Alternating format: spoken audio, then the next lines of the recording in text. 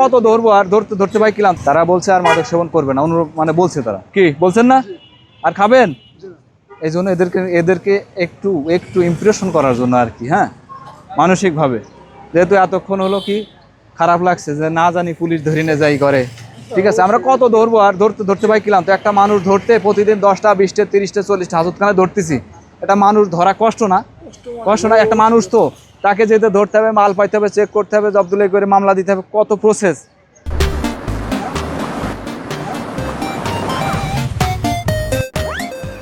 করার পরে একজন আদালতে পাঠাইতে হয়।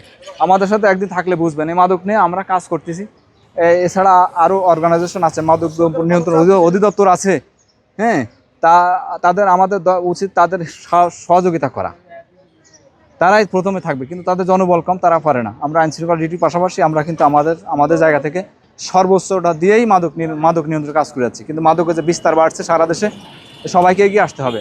আপনাদের সামনে সাক্ষী বানানো হয়, এইগুলা দেখেন যে আদালতে যে বলেন আপনারা যে আমাদের হলো জোর করে পুলিশ স্বাক্ষর নিয়েছে সাদা কাগজে।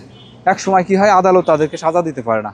জামিন তো আইনগত প্রক্রিয়া, এর তো মার্ডার মামলার আসামি বা চাঞ্চল্য হত্যা মামলার আসামি, তারাও জামিন পায়। কিন্তু ওই যে 2 দিন 4 দিন, এটা আদালতের ব্যাপার, এখতিয়ার আর কি, বিজ্ঞ আদালতের এখতিয়ার, জামিন তারা পাইতে পারে। কিন্তু আপনারা সাক্ষী বানানো হয় স্পটে, যদি মাদক তার আপনারা সহযোগিতা করবেন, তথ্য দিয়ে সহযোগিতা করবেন, এবং সাক্ষী প্রপার সাক্ষী যদি আদালতে দেন, তাহলে তার সাজা হবে। এভাবে মাদক নির্মূল একমাত্র সম্ভব, তাছাড়া সম্ভব না। সবাইকে দায়িত্বশীল হতে হবে। এদেরকে কি করবো, ব্রাজিল আর্জেন্টিনা যেহেতু আজকে কথা দিয়েছিলাম, শুধু একটু এক্সারসাইজ করবা, বুক ডাউন দিতে পারো, আজকে কিন্তু জিততে হবে। কিন্তু 5 বার বিশ্বকাপ পাইছে ব্রাজিল এখনই দুর্বল, ঠিক আছে। শুরু না এই ভাই, ব্রাজিলে মান সম্মানটা রাখো ভাই। আমি বলছি না আমি কোন দলের সাপোর্টার, যেহেতু আমি রেফারি, বুঝছো, আমি কারোর পক্ষ নিতে পারছি না। হ্যাঁ, ঠিক আছে, দেখা যাক আজকে।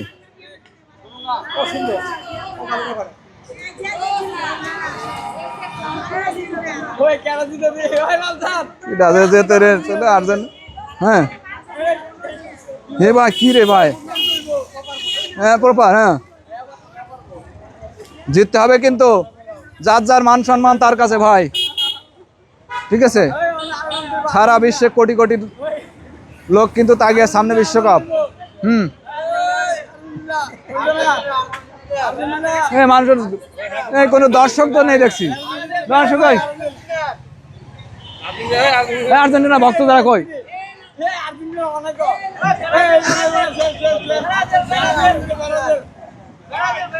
দুজনে একসাথে উঠলে হবে,